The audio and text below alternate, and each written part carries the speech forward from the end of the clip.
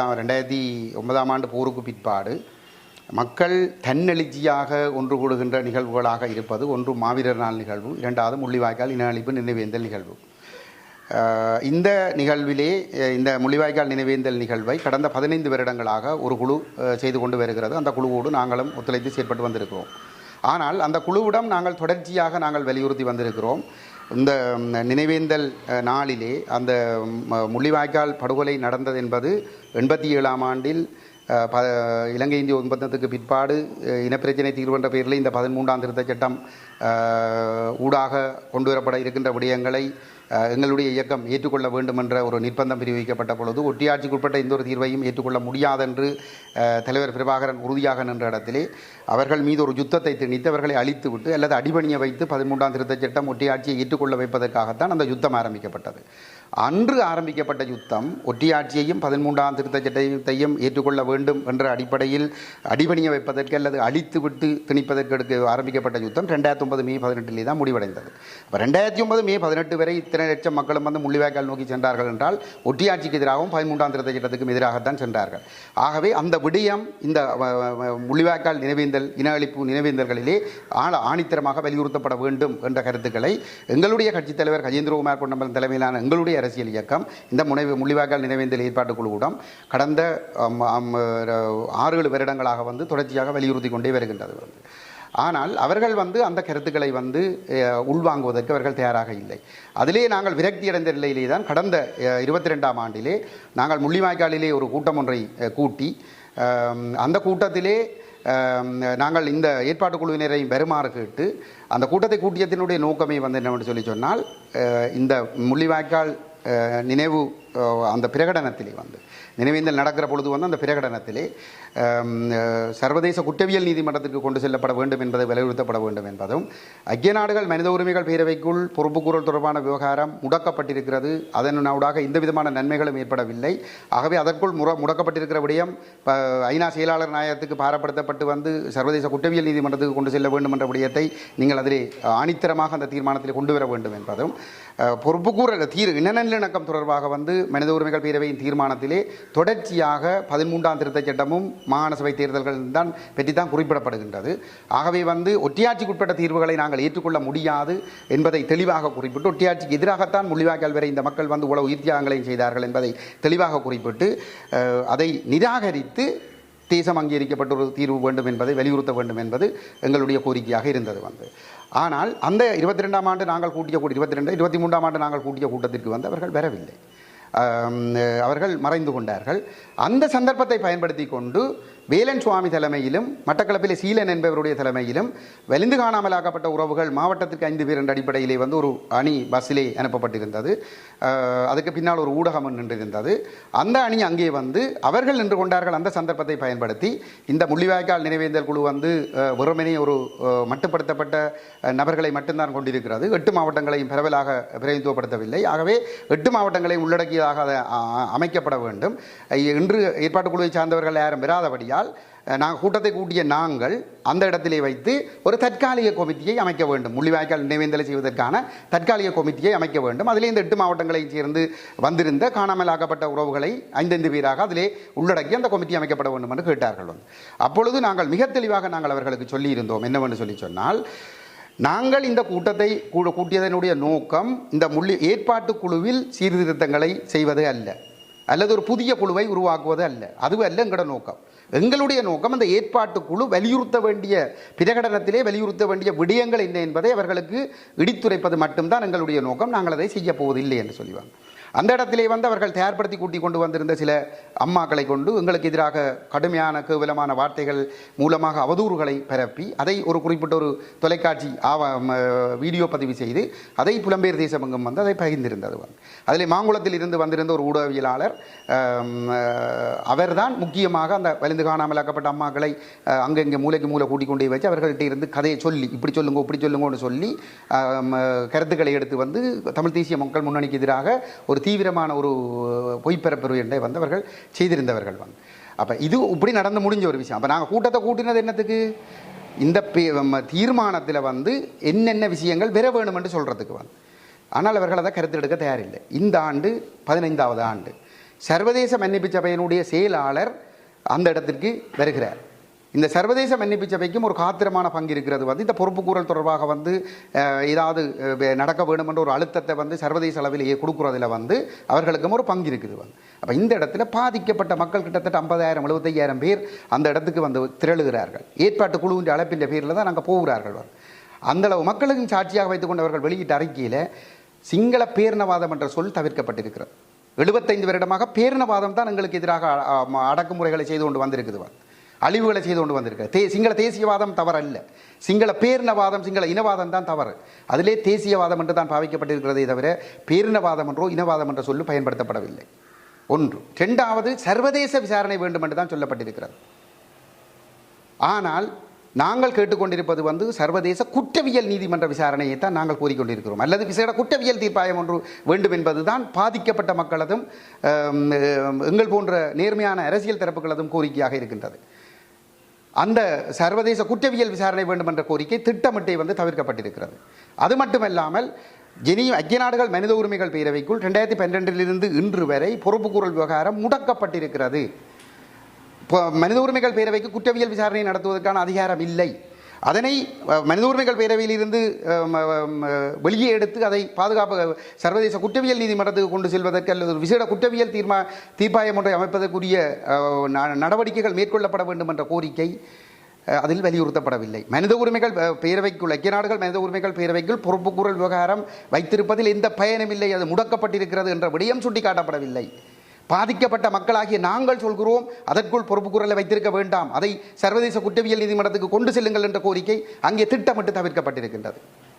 அதே போன்று மனித உரிமைகள் பேரவையினுடைய தீர்மானத்திலே 13ஆம் திருத்தச் சட்டம் மாகாண சபைகள் தொடர்பாக வலியுறுத்தப்பட்டு வந்திருக்கிற ஒரு இடத்திலே ஒற்றியாட்சிக்குட்பட்ட தீர்வை நாங்கள் ஏற்றுக்கொள்ள மாட்டோம், முள்ளிவாய்க்கால் வரை வந்து உயிர் கொடுத்தது ஒற்றியாட்சிக்கு எதிராகத்தான், 13ஆம் திருத்தச் சட்டத்தை நிராகரித்துத்தான் இவ்வளவு மக்களும் உயிர் கொடுத்தார்கள், அந்த மக்களை நினைவு கூறுகின்ற நிகழ்வைத்தான் நாங்கள் இங்கே நடத்துகிறோம், அந்த நினைவு கூறலுக்கு தான் நீங்கள் இங்கே வந்திருக்கிறீர்கள்.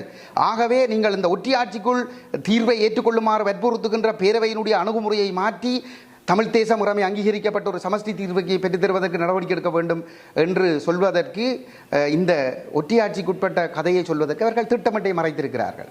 எங்களை பொறுத்தவரையிலே சுமந்திரனுடைய இந்திய மேற்கு தரப்பினுடைய விருப்பத்தின் அடிப்படையில், ரணில் விக்ரமசிங்கவினுடைய விருப்பத்தின் அடிப்படையில் அவரை பலப்படுத்தி பாதுகாக்கக்கூடிய நோக்கத்தோடு தான் இந்த முள்ளிவாய்க்கால் பிரகடனம் வெளியிடப்பட்டிருக்கிறது. அது திட்டமிட்ட சதி. அந்த பிரகடனத்தை தயாரித்ததில் எழில் என்று சொல்லப்படுகிற ஒரு நபருடைய பெயர் மிக முக்கியமாக பேசப்படுகிறது. அவர் பற்றிய பூரணமான தகவல்கள் விரைவில் எங்களால் வெளியிடப்படும். இந்த செயலை செய்த இந்த துரோக கும்பல், இந்த முள்ளிவாய்க்கால் ஏற்பாட்டுக்குழு மிக பெரும் வரலாற்று துரோகத்தை இழைத்திருக்கிறது. அவர்கள் அந்த குழுவிலிருந்து விலக வேண்டும். அந்த குழுவிலே யார் யாரெல்லாம் இருந்தார்கள் என்ற உண்மை மக்களுக்கு அம்பலப்படுத்தப்பட வேண்டும். விளங்க நான் சொல்றது, இவ்வளோ உயரத்திருத்தல்கள் மத்தியில தான் அந்த நினைவேந்தலுக்கு மக்கள் போகிறார்கள். நாங்கள் ஊராக போய் வந்து ஒரு சர்வதேச விசாரணை வேணும், ஜெனீவாக்குள்ள வச்சு முடக்கக்கூடாது, மக்களை திரளுங்கள் என்று தான் நாங்கள் பிரச்சாரங்களை செய்தோம். இவர்கள் அந்த அறிக்கைகளை வந்து யாருக்குமே காட்டாமல் இரகசியமாக தயாரித்துக் கொண்டு அதிலே வாசித்திருக்கிறார்கள். இது மிக பெரும் துரோகம் நடந்திருக்கிறது. அரசியல்வாதிகள் மட்டும்தான் இங்கே துரோகம் செய்கிறார்கள் என்பதல்ல, இந்த சிவில் அமைப்புகளும் துரோகம் செய்கின்றன. இதே துரோகங்களில் ஈடுபடுகின்ற சிவில் அமைப்புகள் தான் எல்லாம் என்று நான் சொல்லவில்லை. இந்த பொது வேட்பாளர் நியமனத்திலும் கங்கணம் கட்டி நிற்கின்றன. ஆகவே இதை எங்களுடைய மக்கள் புரிந்து கொள்ள வேண்டும். முள்ளிவாய்க்கால் ஏற்பாட்டு குழு தமிழினத்துக்கு மிக பெரும் துரோகம் அளித்திருக்கிறது. அவர்கள் அந்த பொறுப்பிலிருந்து விலக வேண்டும். அதில் யார் யார் இருந்து கூட்டாக இந்த சதி செய்தார்கள் என்பது வெளிப்படுத்தப்பட வேண்டும். இந்த எழில் என்ற நபர் யார் என்பது மக்களுக்கு பகிரங்கப்படுத்தப்பட வேண்டும். அதை நாங்கள் விரைவிலே பகிரங்கப்படுத்துவோம்.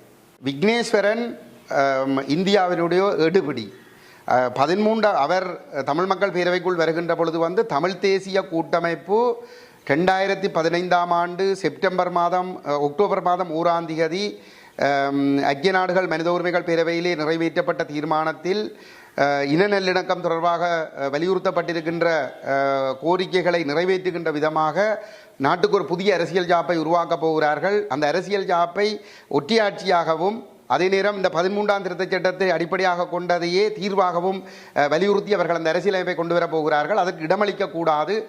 நாங்கள் தமிழ் தேசம் இறமை சுயநிர்ணய உரிமை அடிப்படையில் ஒரு சமஷ்டி யாப்பை தயாரித்து நாங்கள் தயாரிக்க பண்ணுவதற்கான ஒரு அழுத்தமாக நாங்கள் இந்த பேரவை ஊடாக வந்து ஏற்படுத்த வேண்டும் என்று சொல்லித்தான் தமிழ் மக்கள் பேரவைக்குள் வந்திருந்தவர் ஆனால் வந்த பிற்பாடு நான் முன்னர் சொன்ன விதமாக அந்த பேரவையினுடைய தீர்வு திட்டத்தை குழப்புவதற்கு எல்லா முயற்சிகளையும் எடுத்து அது பயனற்று போன நிலையிலே தன்னை ஒரு நேர்மையான தேசியவாதியாகவே வீடம் போட்டுக்கொண்டு 20ஆம் ஆண்டு நடந்த நாடாளுமன்ற தேர்தலில் வெற்றி பெற்ற பிற்பாடு நாடாளுமன்றத்துக்கு சென்ற நாளில் இருந்து அவர் 13ஆம் திருத்தச் சட்டத்தை தான் தீர்வாக வலியுறுத்தி செயல்பட்டு கொண்டிருக்கின்றார். ஆகவே அவருக்கு அந்த நிலைப்பாட்டை வலியுறுத்தியது இந்தியாவினுடைய கட்டளை தான். 2009ஆம் ஆண்டு மே 21ஆம் தேதி இந்தியாவினுடைய தேசிய பாதுகாப்பு ஆலோசகர் நாராயணனும் வெளிவார செயலாளர் சிவசங்கர் மேனனும் கொழும்புக்கு வந்து கூட்டமைப்பு தலைவர்களுக்கிட்ட கட்டளையின் பிரகாரம் 13ஆம் திருத்தச் சட்டத்தை தீர்வாக ஏற்றுக்கொள்ள வேண்டும் என்று அவர்கள் கட்டளையிட்டிருந்தார்கள். அதை எங்களுடைய கட்சித் தலைவர் கஜேந்திரகுமார் பொன்னம்பலம் மாத்திரம்தான் அன்று அதை நிராகரித்திருந்தார். அதற்கு பிற்பாடு கூட்டமைப்பினுடைய போக்கு அதே பாணியிலே தான் இருந்தது. ஆனால் 15ஆம் ஆண்டுக்கு பிற்பாடு தான் 15ஆம் ஆண்டு இறுதிப் பகுதியிலே தான் இந்த நிலைப்பாட்டோடு இல்லை என்பது போன்று காட்டி தமிழ் மக்கள் பேரவைக்குள் வந்து கஜேந்திரகுமாரையும் உள்ளடக்கி தமிழ் மக்கள் பேரவையினுடைய தலைமைத்துவத்தை தான் கைப்பற்றிக் கொண்டு அதே ஒற்றையாட்சி பாதையில் கொண்டு செல்ல முற்பட்ட பொழுதுதான் பின்னர் நாங்கள் பேரவையில் இருந்து வெளியேற வேண்டிய ஒரு சூழல் ஒன்று ஏற்பட்டிருந்தது. ஆனாலும் 20ஆம் ஆண்டு நாடாளுமன்ற தேர்தலில் அவர் வெற்றி பெற்ற பிற்பாடு அவருடைய முழு செயல்பாடும் ஒற்றையாட்சிக்குள் 13 ஏற்றுக்கொள்வதாகத்தான் இருக்கிறது. இது இந்தியாவினுடைய கட்டளைப்படி தான் நடைபெற்றுக் கொண்டிருக்கிறது. அவர் அதற்கு முன்னதாக அந்த 17ஆம் ஆண்டு காலப்பகுதியிலே நானும் கட்சியினுடைய சில உறுப்பினர்களும் சென்று சந்தித்த பொழுது அவர் எங்களுக்கு சொல்லியிருந்தார், உங்களுடைய நிலைப்பாடுகளை இந்தியா விரும்புகிறது இல்லையே ஏன் என்ற கேள்வியை கூட எங்களிடம் கேட்டிருந்தார். அவர் இந்தியா காலால் இடுகின்ற கட்டளையை தலையால் நிறைவேற்றுகின்றவர் தான் விக்னேஸ்வரன். ஆகவே அவர் என்னை பொறுத்தவரையிலே வந்து அவர் இந்தியாவை பிடிகொடுக்கக்கூடாது என்பதற்காக இந்தியாவினுடைய உண்மையான நிகழ்ச்சிகளை எங்களுடைய தமிழ் அரசியலை இந்தியா பலிக்கடாவாக்கி தன்னுடைய நலன்களை நிறைவேற்ற முற்படுகிறது என்கின்ற அந்த உண்மையை மக்களுக்கு காட்டிக் கொடுக்கக்கூடாது என்பதற்காகத்தான் அவர் சொல்லுகிறார் வந்து இந்தியா இதற்கு பின்னால் இல்லை என்று சொல்லி. ஆனால் நிச்சயமாக அந்த தேவை என்பது வந்து இந்தியாவுக்கு தான் இருக்கிறது. வந்து அதாவது ரணில் விக்ரமசிங்கவை வெல்ல வைக்க வேண்டுமாக இருந்தால் தமிழ் மக்கள் வாக்குச்சாவடிகளுக்கு செல்ல வேண்டும். தமிழ் மக்களுடைய மனநிலை வாக்குச்சாவடிகளுக்கு செல்வதாக இல்லை. ஆகவே வாக்குச்சாவடிகளுக்கு மக்களை செல்வதற்கு தயார்படுத்துவதாக இருந்தால் இந்த வேட்பாளர்கள் கூட்டமைப்பினர் மக்கள் மத்தியிலே போய் நின்று ஒரு ஜனாதிபதி தேர்தலிலோ அல்லது இந்த ஒரு தேர்தலிலும் வாக்களிக்குமாறு மக்களை கோர முடியாத நிலையில் இருக்கிறார்கள். ஆகவே அப்படி மக்கள் வெறுப்படைந்திருக்கிற ஒரு நிலைமையிலே அந்த மக்கள் மத்தியிலே ஒரு உற்சாகத்தை ஏற்படுத்த வேண்டுமாக இருந்தால் நாங்கள் இந்த அரசு மாற்றி விட்டது, இவர்கள் எல்லாம் சரிவர மாட்டார்கள், நாங்கள் நாங்கள் எல்லாரும் ஒரு உறுதியாக ஒற்றுமையாக ஒரு முடிவெடுத்து விட்டோம், ஒற்றுமையாக எங்களுடைய நிலைப்பாட்டை வெளிப்படுத்தினால் சர்வதேசமும் எங்களுக்கு ஒன்றை தந்துவிடும் என்ற ஒரு எண்ணப்பாட்டை மக்களுக்கு காட்டி மக்களை தேர்தலுக்கு தயார்படுத்துகின்ற ஒரே நோக்கத்துக்காகத்தான் இவர்கள் இந்த பொது வேட்பாளர் என்ற விடயத்தை கையில் எடுத்திருக்கிறார்கள். அந்த பொது வேட்பாளர் நிச்சயமாக தேர்தல் அப்படி ஒருவர் நிறுத்தப்படுவாராக இருந்தால் அவர் தேர்தல் பரப்புரைகள் முடிவடைகின்ற 72 மணி நேரத்துக்கு முன்னதாக அவர் அறிவிக்கக்கூடும். நாங்கள் ஒரு பிரதான வேட்பாளரோடு நாங்கள் ஒரு இணக்கத்துக்கு வந்துவிட்டோம், அவர் எங்களுடைய கோரிக்கைகள் அனைத்தையும் ஏற்றுக்கொள்வதாக சொல்லியிருக்கிறார். ஆகவே நீங்கள் அந்த பிரதான வேட்பாளருக்கே வாக்களியுங்கள் என்று சொல்லி தாங்கள் விலகுவதாக சொல்லக்கூடும். அல்லது இரண்டாவது விருப்பு வாக்கை அந்த குறிப்பிட்ட ஒரு நபருடைய பெயரை சொல்லி அவருக்கு வாக்களியுங்கள் என்று சொல்லக்கூடும். ஒரு பொழுதும் இவர்களுடைய இன்னும் ஒரு குறிக்கோள் தமிழர்கள் விரக்தியடைந்து வெறுப்படைந்து தேர்தலை பகிஷ்கரிக்கின்ற ஒரு அணுகுமுறைக்கு வந்துவிடக்கூடாது. அது தமிழர்களுடைய பேரம் பேசும் சக்தியை தமிழர்களுக்கு உணர்த்திவிடும். ஆகவே அப்படி ஒரு சம்பவம் நடைபெறக்கூடாது என்பதற்காக இவர்கள் இந்த பொது வேட்பாளர் என்கின்ற விடயத்தை கையில் எடுத்திருக்கிறார்கள். அதற்கு பின்னால் இந்திய மேற்குலகம் முழுமையாக நிற்கிறது. இதை மறைப்பதற்காக விக்னேஸ்வரன் வந்து இந்த மாதிரியான ஒரு பொய்யை சொல்லுகிறார். சுமந்திரனை பொறுத்தவரையிலும் சுமந்திரனும் வெளிப்படையாக இந்த அரசாங்கத்தை பாதுகாத்து செயல்படுகின்ற ஒருவர். அவரும் இந்திய மேற்கு நாடுகளுடைய நலன்கள் அடிப்படையிலே இந்திய மேற்கு தரப்பு இலங்கையிலே யார் ஆட்சிக்கு வர வேண்டும் என்று விரும்புகிறதோ அந்த தரப்பை பலப்படுத்துவதற்கு தன்னுடைய அனைத்து விதமான பங்களிப்பையும் கடந்த காலத்திலும் செய்திருக்கிற ஒருவர். இப்பொழுதும் அவர் அதைத்தான் செய்து கொண்டிருக்கிறார். அந்த வகையிலே வந்து அவருக்கு ரணில் விக்ரமசிங்கவுக்கு நேரடியாக அவரை ஆதரிக்க வேண்டிய ஒரு அடிப்படையில் அவர்கள் பல்வேறுபட்ட அணுகுமுறைகளை அவர்கள் ஒரு அணியாக இருந்து கொண்டு பிரிந்திருப்பது போன்று அவர்கள் காட்டி பல்வேறுபட்ட அணுகுமுறைகளை கையாளுகின்றார்கள். அதிலே நேரடியாக சுமந்திரன் ஒரு வேட்பாளரை ஆதரிக்கின்ற, குறிப்பாக ரணில் விக்ரமசிங்கவை ஆதரிக்கின்ற ஒரு போக்கை அவர் எடுக்கக்கூடும். எங்களை பொறுத்தவரையிலே வந்து அவர் இந்திய மேற்கினுடைய ஒரு முகவர், இந்திய மேற்குக்கு சார்பான ஒரு ஆட்சியை கொண்டு வருவதற்காக வந்து அவர் வெளிப்படையாகவே செயல்படக்கூடிய ஒருவர்.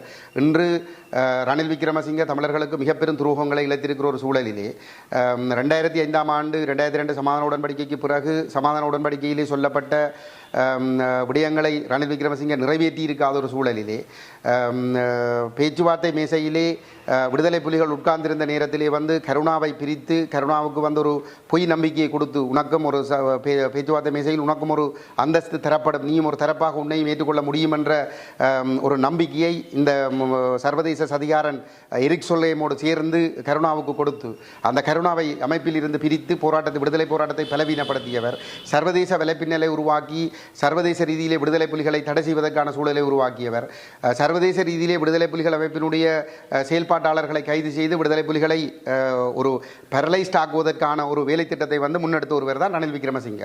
இப்படிப்பட்ட ஒரு பின்னணியிலே 2005 தேர்தல் வருகின்ற பொழுது அவருக்கு ஆதரவு வழங்க வேண்டும் என்று இந்திய மேற்கு தரப்புகள் கோரிய சந்தர்ப்பத்திலே நாங்கள் சொன்ன விடயம் விடுதலை புலிகளால் முன்வைக்கப்பட்ட இடைக்கால தன்னாட்சி அதிகார சபை வரவு விடுதலை புலிகளிடம் வழங்கப்படும் என்ற வெளிப்படையான அறிவித்தலை தேர்தல் விஞ்ஞாபனம் ஊடாக அவரால் முன்வைக்க முடியுமாக இருந்தால் அதை பற்றி பரிசீலிக்க முடியுமே தவிர இல்லை என்று சொல்லி சொன்னால் ஒரு பொழுதும் ஆதரிக்க முடியாது. ஏனென்றால் இதில் இந்த தேர்தலில் நாங்கள் பங்கெடுக்க முடியாது என்றால் ரணிலுனதும் ராஜபக்சவினதும் தேர்தல் விஞ்ஞாபனம் இலங்கை ஒரு சிங்கள பௌத்த நாடு ஒற்றையாட்சி என்பதாகத்தான் இருந்தது. அவ்வாறான ஒரு விஞ்ஞாபனத்தை நாங்கள் ஆதரிக்க முடியாது என்ற நிலைப்பாட்டை வெளிப்படுத்தி இருந்தோம்.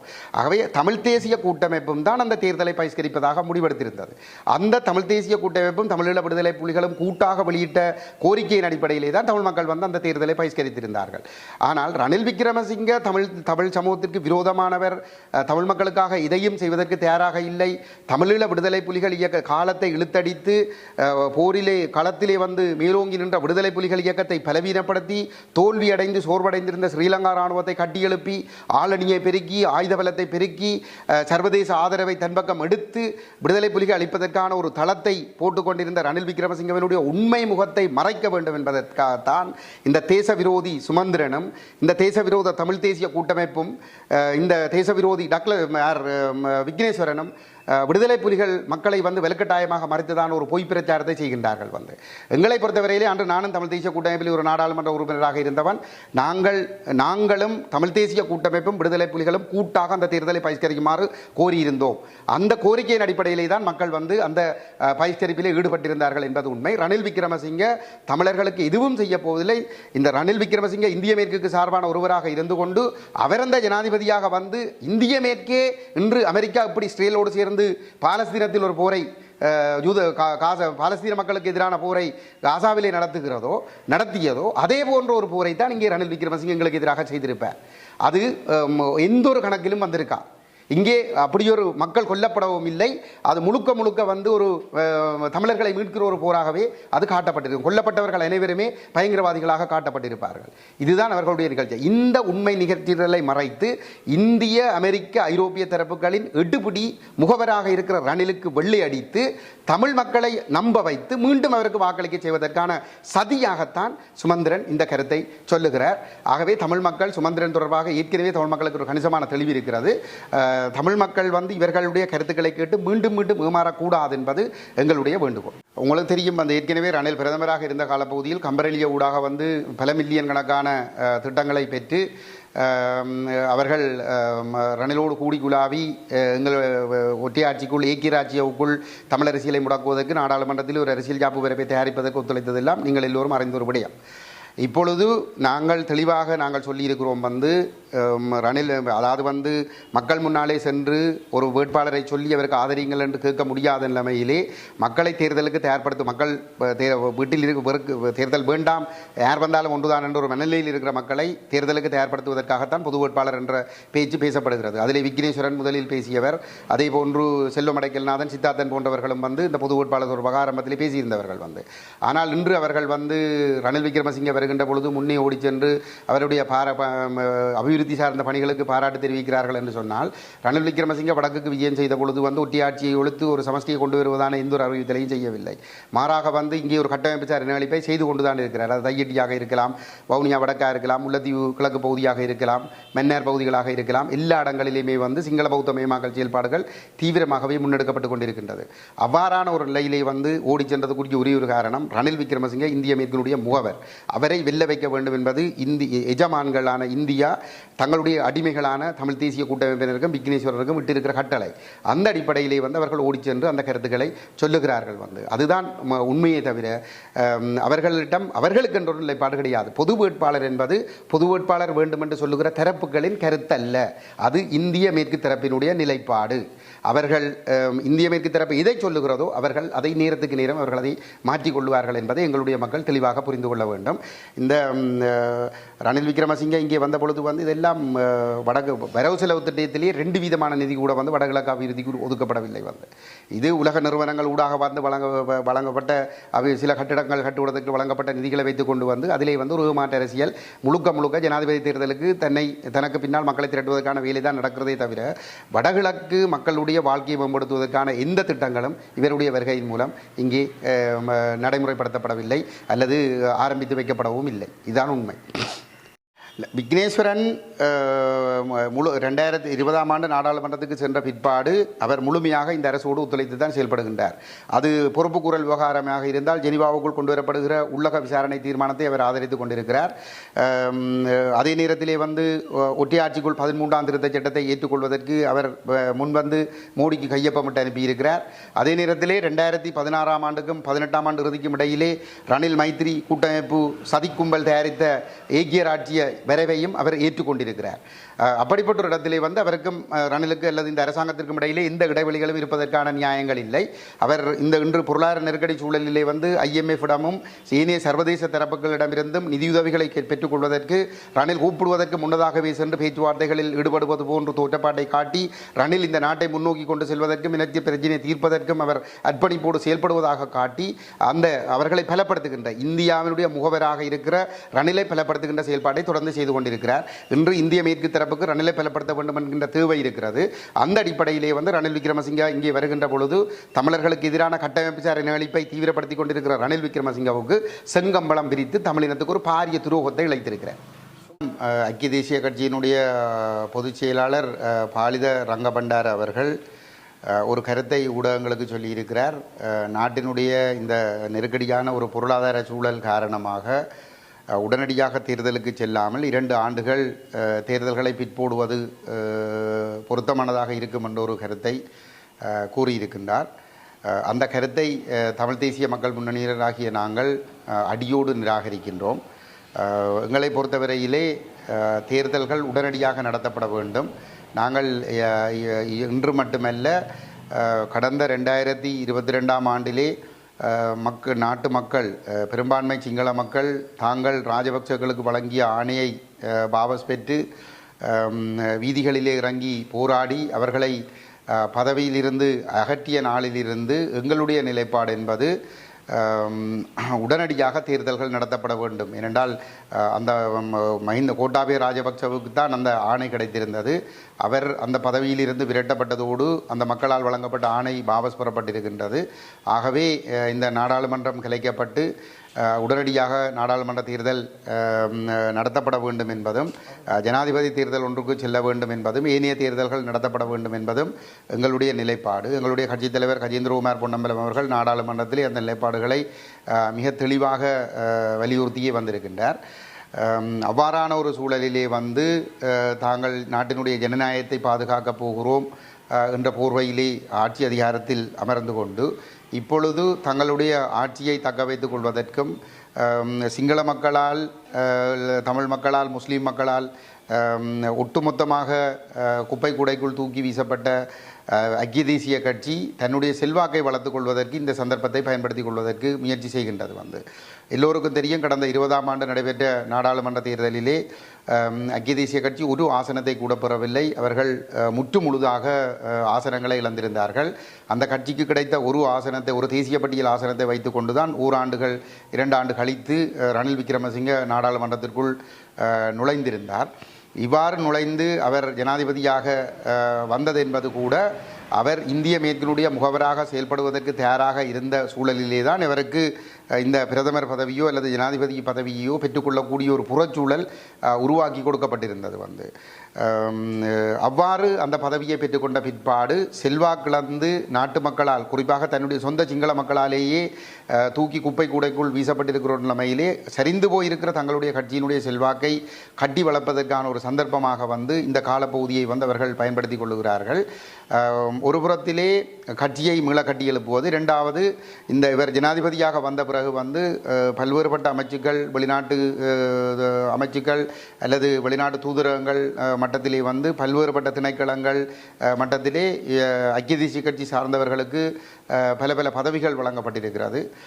இவ்வாறான பதவிகளில் சுகபோகங்களை அனுபவித்துக் கொண்டிருப்பவர்கள் இப்போது ஒரு தேர்தல் ஒன்று நடைபெறுமாக இருந்தால் நிச்சயமாக ரணில் விக்ரமசிங்க வெல்ல முடியாத ஒரு நிலைமை ஒன்று ஏற்படும். அத்தோடு அவர்கள் அனைவருமே அந்த பதவிகளையும் சுகங்களையும் இழக்க வேண்டியிருக்கும். ஆகவே தங்களுடைய அந்த பதவி சுகங்களை தக்க வைத்துக் கொள்வதற்காகவும் அதே நேரத்திலே செல்வாக்கிழந்து போயிருக்கிற ஐக்கிய தேசிய கட்சியை தூக்கி நிறுத்துவதற்குரிய ஒரு சந்தர்ப்பமாக இந்த பதவி காலத்தை பயன்படுத்திக் கொள்வதற்காகவும் மட்டுமே வந்தவர்கள் இந்த 2 ஆண்டு கால அவகாசத்தை கேட்கின்றார்கள். இது ஐக்கிய தேசிய கட்சிக்கும் ஐக்கிய தேசிய கட்சியோடு சேர்ந்து ரணில் விக்ரமசிங்கோடு தொங்கிக் கொண்டு இந்த பதவி சுகங்களை அனுபவிப்பவர்களுக்கு இந்த பதவிகள் சுகங்கள் ஒருபுறம் நன்மையாக கிடைக்கின்ற பொழுது, மறுபுறத்திலே சர்வதேச தரப்பு இதிலே வாய்மூடி மௌனமாக ரணில் விக்ரமசிங்கவினுடைய செயல்பாடுகள் அனைத்தையும் ஒரு ஜனநாயக ரீதியான செயல்பாடுகளாக சித்தரித்து அவருக்கான முழு உதவிகளையும் செய்து கொண்டிருப்பதற்குரிய பிரதானமான காரணம் இந்திய, அமெரிக்க, ஐரோப்பிய தரப்புகளுக்கு இலங்கையிலே தங்களுடைய ஆதிக்கத்தை தக்க வைத்துக் கொள்வதற்கும் சீனாவினுடைய ஆதிக்கத்தை கட்டுப்படுத்துவதற்கும் இவர் முழு அளவிலே உதவி செய்கின்றார். நாட்டினுடைய சொத்துக்களை இந்திய, அமெரிக்க, ஐரோப்பிய தரப்புகளுக்கு விற்பனை செய்து அல்லது குத்தகைக்கு வழங்கி அவர்கள் இந்த தீவுக்குள்ளே வந்து முழு ஆதிக்கம் செலுத்துவதற்கான அந்த வாய்ப்புகளை வந்து அவர் ஏற்படுத்தி கொடுக்கின்ற ஒரே காரணத்திற்காக அவர் தொடர்ந்து இந்த பதவிகளில் இருக்க வேண்டும் என்கின்ற ஒரு தேவை அவர்களுக்கு இருக்கின்றது. ஆகவே அந்த தரப்பும் வந்து தங்களால் வெளியில் இருந்து கொடுக்கக்கூடிய சகல உதவிகளையும் கொடுத்து அவரை அந்த பதவியில் இருந்து தக்க வைக்கின்ற செயல்பாடுகளை செய்து கொண்டிருக்கின்றார்கள். இதை எங்களுடைய மக்கள் தெளிவாக புரிந்து கொள்ள வேண்டும். இது நாட்டு மக்களுடைய நன்மை கருதி எடுக்கப்படுகின்ற முடிவு அல்ல. இந்த முடிவை பேரினவாதிகள் எடுக்கின்ற பொழுது இப்பொழுது விக்னேஸ்வரனும் வந்து அந்த முடிவு வரவேற்கத்தக்க விடயம் என்று சொல்லியிருக்கிறார் என்று சொன்னால் அவருக்கு தமிழ் மக்களுடைய நலன் தொடர்பாக எந்த விதமான அக்கறையும் கிடையாது. அவர் ஏற்கனவே தமிழ் மக்களுடைய நலன்களை அடகு வைத்துத்தான் இந்த அரசியலை செய்து கொண்டிருப்பவர். தமிழ் தேசியம் பேசி தமிழ் மக்கள் பேரவைக்குள் எங்களையும் ஏமாற்றி தமிழ் மக்கள் பேரவைக்குள் தலைவராக வந்தவர். தமிழ் மக்கள் பேரவைக்குள் வந்த பிற்பாடு தமிழ் மக்கள் பேரவையால் தயாரிக்கப்பட்ட தீர்வுத்திட்ட வரைவிலே அந்த தேச முறைமை போன்ற வார்த்தைகள் உள்ளடக்கப்பட்டிருந்த பொழுது அது நீக்கப்பட வேண்டும் என்று கங்கணம் கட்டி நின்றவர். ஆனாலும் எங்களுடைய கட்சித் தலைவர் கஜேந்திரகுமார் பொன்னம்பலம் அதிலே உறுதியாக நின்று அது நீக்கப்பட்டால் வெளியேறுவோம் என்று சொல்லி நெருக்கடி கொடுத்த காரணத்தினாலே வாளை சுருட்டி கொண்டிருந்தவர். இருந்தாலும் அந்த தீர்வு திட்டம் தயாரிக்கப்பட்டு அதனுடைய இறுதி வடிவம் 2016 ஆண்டு ஏப்ரல் மாதம் 10ஆம் தேதி பேரவையினால் அங்கீகரிக்கப்படுகின்ற சந்தர்ப்பத்திலே அவர் தனக்கு அதிலே உடன்பாடில்லை, ஏனையவர்கள் விரும்பினால் நீங்கள் நிறைவேற்றிக் கொள்ளலாம் என்று சொல்லி அதிலிருந்து நழுவியவர். பெரும்பான்மை முடிவோடு அங்கீகரிக்கப்பட்ட பேரவையினுடைய தீர்வு திட்டத்தை கொண்டு சென்று அரசாங்கத்திடம் கொடுக்க வேண்டும். அரசாங்கத்தினுடைய ரணில் மைத்திரி அரசாங்கத்தினால் உருவாக்கப்பட்ட அரசியலமைப்பு, புதிய அரசியலமைப்பு உருவாக்குகின்ற சபையிடம் கையளிக்க வேண்டும் என்று கேட்கப்பட்ட பொழுது வந்து அதிலும் சாட்டுப்போக்குகளை சொல்லி அதிலிருந்து நழுவிக்கொண்டவர். அதற்கு பிற்பாடு சமகாலத்திலே இந்த பேரவையினுடைய தீர்வு திட்டத்துக்கு முரணாக மாகாண சபையிலே ஒரு தீர்வு திட்டத்தை தயாரித்து கொண்டு போய் அரசாங்கத்திடம் கொடுத்து இந்த பேரவையினுடைய தீர்வு திட்டத்தை ஒரு வெற்றி பெரிதாக்குகின்ற செயல்பாடுகளிலும் ஈடுபட்டிருந்த ஒருவர். அதற்கு பிற்பாடு 2018ஆம் ஆண்டு உள்ளூராட்சி தேர்தல் அறிவிக்கப்பட்ட பொழுது பேரவையில் இருக்கக்கூடிய கட்சிகள் ஒன்றிணைந்து உரணியாக போட்டியிட வேண்டும் என்ற ஒரு கருத்தை பேரவையினர் எடுத்திருந்தார்கள். அதற்கு பிற்பாடு அந்த நிலைப்பாட்டை வரவேற்ற எங்களுடைய கட்சித் தலைவர் கஜேந்திரகுமார் பொன்னம்பலம் அவர்கள் பேரவைக்குள் இருந்த அரசியல் கட்சிகளும் பேரவையினரும் சேர்ந்து ஒரு பொது சின்னம் ஒன்றை எடுத்து பேரவையினுடைய தீர்வு திட்டத்தை உள்ளூராட்சி மன்ற தேர்தலிலே தேர்தல் விஞ்ஞாபனமாக முன்வைத்து ரணில் மைத்திரி அரசால் தயாரிக்கப்பட்ட 16ஆம் ஆண்டிலிருந்து ரணில் மைத்திரி தமிழ் தேசிய கூட்டமைப்பு அந்த சதிக்கும்பலால் தயாரிக்கப்பட்ட புதிய நாட்டுக்கான புதிய அரசியல் யாப்பு வரைவு ஏக்கிய ராஜ்ய அடிப்படையிலானது, அதை நிராகரித்து பேரவையினால் தயாரிக்கப்பட்ட தீர்வு திட்டத்திற்கான ஒரு மக்கள் ஆணையை கோருகின்ற வகையிலே ஒரு அணியை நிறுத்தி போட்டியிட வேண்டும் என்று ஒரு கோரிக்கை எங்களுடைய தலைவர் கஜேந்திரகுமார் பொன்னம்பலம் முன்வைத்த பொழுது சடுதியாக குத்துக்கரணம் அடித்து அவர் பின்வாங்கி சென்று சொல்லிக் கொண்டார், பேரவை அரசியலில் ஈடுபடாது என்று சொல்லி ஒரு நெறித்தனமாக அதிலிருந்து பின்வாங்கி சுரேஷ் பிரேமச்சந்திரனை வைத்து குழப்பி அதுக்குள்ளே கட்சி பிரச்சனை, சின்ன பிரச்சனை என்று சொல்லி அதை திசை திருப்பி விட்டிருந்தார். அதற்கு பிற்பாடு 18ஆம் ஆண்டு அக்டோபர் மாதம் 23ஆம் தேதி அவருடைய பதவிக்காலம் முடிகின்ற பொழுது அவருக்கு ஒரு பெரிய ஒரு கௌரவிப்பு நிகழ்வு ஒன்று பெரியோர்களால் ஏற்பாடு செய்யப்பட்டிருந்தது.